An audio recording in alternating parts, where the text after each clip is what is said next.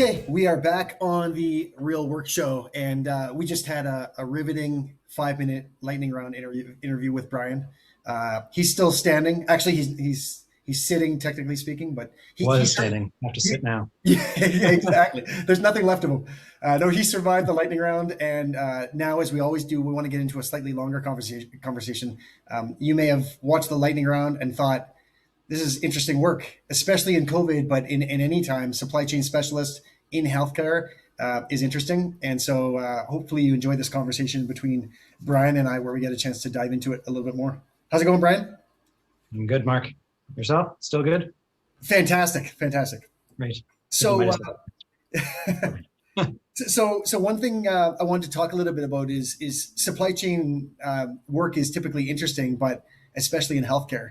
Can you talk to us a little bit about kind of the nuances? What makes it different in a healthcare context from what you might see if you're a supply chain specialist in Home Depot or Walmart, for example? I think from a very, basic level, there's an understanding that everybody has some form of experience with the healthcare system, at least in Canada, anyways. Definitely in Ontario, but it touches everybody a little bit differently. Yep. And being conscious of that while you're working it can weigh on you a little bit, I suppose, but it adds a layer of pressure, knowing how the work you're doing is going to affect people in some of the most vulnerable states that they have. So right. Yeah, it definitely ratchets up the stress at times. No, it's super interesting. I mean, a lot of people that work in supply chain, the stakes might be, things like profitability, having, under or overstock of supplies, which obviously has impact on the business metrics.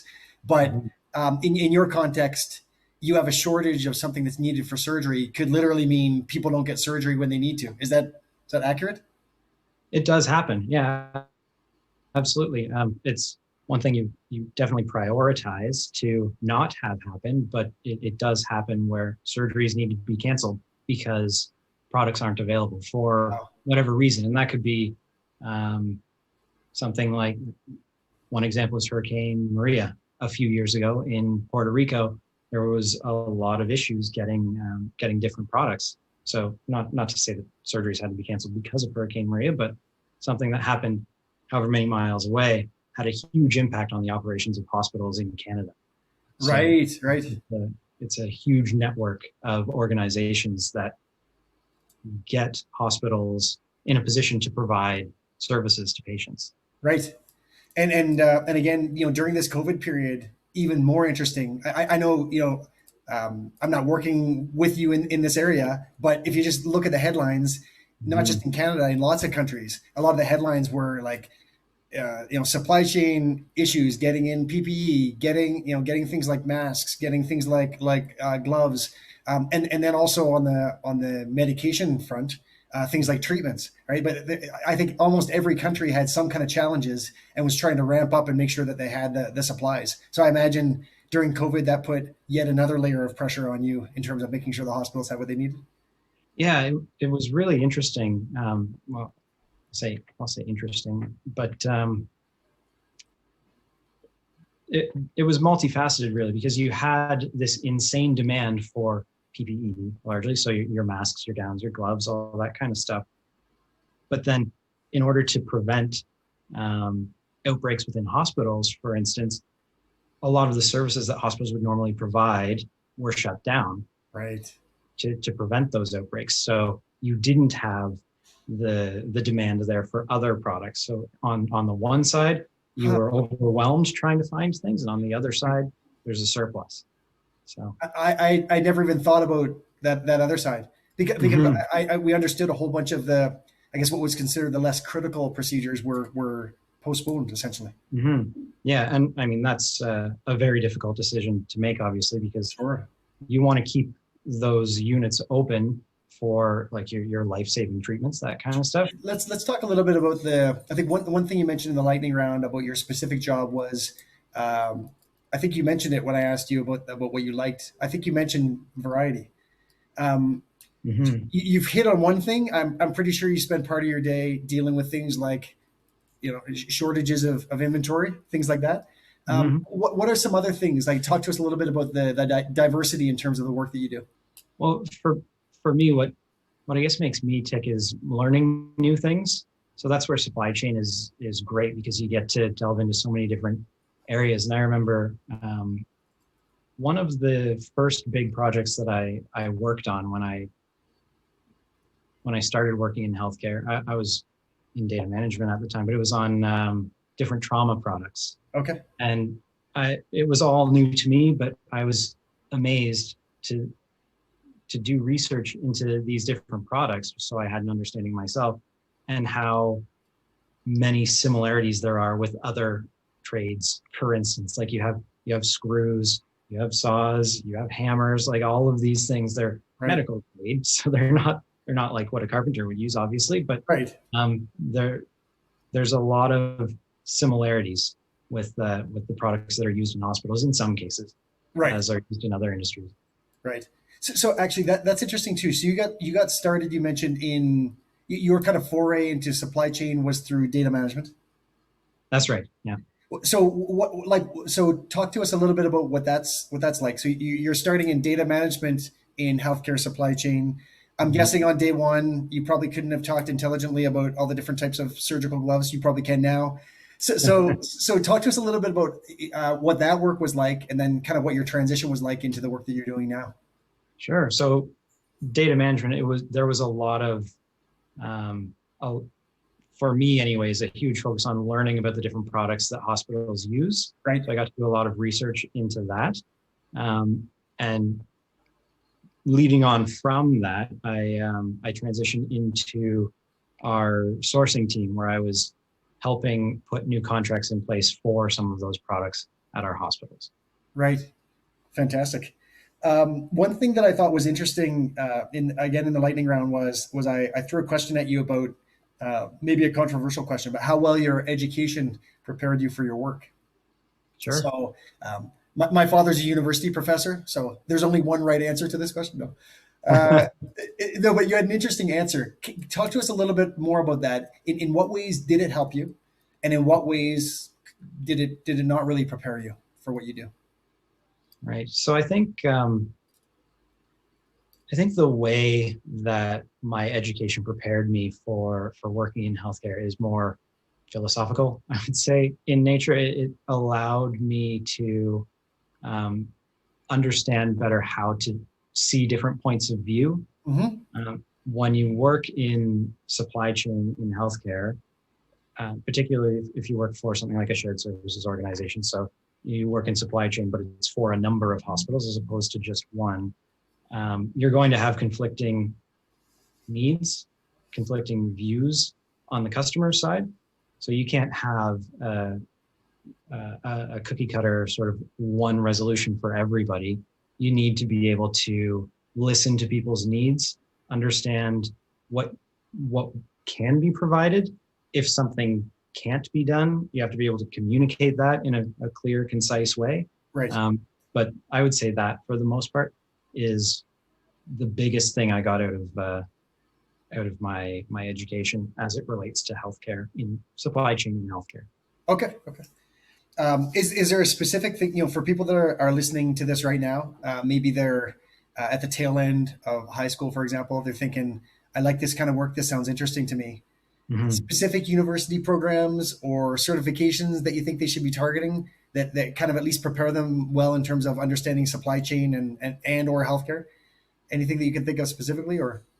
Um, probably probably not so. There are different certifications, like you can get a certification, a certified supply chain management professional certification. There are different logistics certifications that you can get as Right. well. Right. A big thing now, not just with healthcare, obviously, but any kind of lean knowledge that you can obtain, Right. or Six Sigma is big. So Right. all of that would help for Right. sure, but it depends what you want to do. For me, I don't have any of those certifications. Hopefully, none of my management's watching, but I got in at an entry level and learned and wanted to experience different things in the organization. So I just tried different things out. Hey, Brian. So interesting point. So what's made you successful? So you're a guy that started out in a relatively junior position. Mhm. You for whatever reason you applied at the right time. You did well in the interviews. Somebody said, "We want to hire this guy." Sure. And what's been your kind of key to success? What are the things that you've done that you think, this has really helped me to grow within the organization? So I'm pretty fortunate that I'm naturally eager to volunteer for things. So I get involved a lot in different, whether it's specifically related to my job or related to just like the culture of a company or something like that. But I always look for new things to work on, and I think couple that with I would say I have pretty good listening skills. So if you can hear the needs of your customers and take that back and see what you can do for them, that's going to help as well. That's awesome. I have some things to add to your answer because of my work with you in the past, but I don't want it to go right to your head. No, I'm Great. kidding. I'll write them down. I'm kidding. But in all seriousness, I think from my work with Brian, there's one of those things called likability. Interestingly enough, I'm going to be interviewing a guy that's an old friend of mine that's like a rock star, and Mhm. and we're going to have an interesting discussion coming up. And we talked a little bit about, as we will on the interview, about how do you do well in the music industry, and it's interesting, um, very similar to your experience. If you're in a band, a person can be smoking at a musical instrument, but if they're not easy to get along with, nobody wants them to be in their band. And Sure. so that likability factor, no matter how many certifications and degrees and years of experience and years using SAP and how many books you've read and how much stuff you know, if you don't have that, some humility, some eagerness to listen and learn, um, I don't think you're going to go very far. I think Brian's a good example of someone that I think has leveraged those kind of things really, really well. Anyway, that's my own 2 cents. So Thank you, Mark. Appreciate it. So I um, could be in a band or in healthcare supply chain. absolutely. Can you play drums? That's it. Those two. Exactly. Either one. I agree. Yeah. So one thing I asked you earlier is if I start in your team, if I start working with you tomorrow, one thing that might surprise me. And you mentioned this aspect of facilitation. Can you Mhm. talk a little bit about what do you mean by facilitation in terms of your work? Sure. Yeah. So it's largely project work that I do. There are a bunch of different aspects of supply chain that you could get into, but in my role, it's largely project work, and in that work, you're relying on other people to do different tasks to move a project through to completion. And when you talk about, and I'm sure this happens in pretty much any industry, but when you're talking about in healthcare, the focus is always on the patient. And if anything comes up that could have a negative impact on a patient, that takes precedence. So Right. I could be working on, and I think we touched on in the lightning round, I could be working on implementing a new contract. But if we have a back order on something that's crucial for the operations of the hospital, we've got to drop Right. everything and make sure that the lights stay on. Right. Right. No, but fantastic. It's interesting because supply chain management is such a big area, like you said. It covers people that are doing analysis using spreadsheets and analyzing data and negotiating contracts, sourcing parts, all the way to the person that's literally loading a box onto a truck, right? All the logistics pieces, the drivers of the trucks. It's a massive operation, so that's interesting. Mhm. Um, one last thing that I think might be on the mind of people listening to this. So somebody's maybe finishing some education, they're interested in this kind of work. One of the challenges can be, it looks really competitive. There are lots of applicants for roles. How do you break in to your first job in supply chain or in healthcare supply chain? Can you speak a little bit to them in terms of what kind of things they need to do to give them the best chance of being able to break into this kind of work? Yeah, so I would say if you, and we touched on it, there are many different avenues that you could take or different specialties that you could have. Like if you wanted to be in procurement, say, then you might have a different way of getting into supply chain. Right. I'm not in procurement, but for me, it was not being too laser focused on the position that I was going to start out in. Okay. I would recommend getting in and seeing what fits for you there. Maybe that's not the best answer. Yeah. Get your foot in the door. Yeah, exactly. Sure. Brian, really appreciate your time. You survived the interrogation. That's probably enough for tonight. But thank you very much. I think you've helped people understand better what supply chain specialist means in terms of a role, and also specifically in healthcare. And also, I think people will learn some interesting things from you about kind of how you've broken into that work, and also how you've been able to be so successful. So, really, really appreciate your time. No, thanks for having me. We might bug you and welcome you back. So, thank you so much, Brian. No, thank you, Mark. I appreciate it. Awesome. And for those of you that are subscribed, that's awesome. If you heard Brian talking tonight, you might be in the category of you want to do that kind of work, and hopefully you've learned something about what the work is like, and how to get into it. If you don't really like the work you're doing, this is a good connection point for you. If you love the work you're doing, then we probably should talk and discuss setting up an interview. We want people that love their work on the Real Work Show, so that they can help other people understand it and see if it's a fit for them as well. So be sure to hit subscribe to check out upcoming interviews. Thanks, Brian. Thanks, Mark.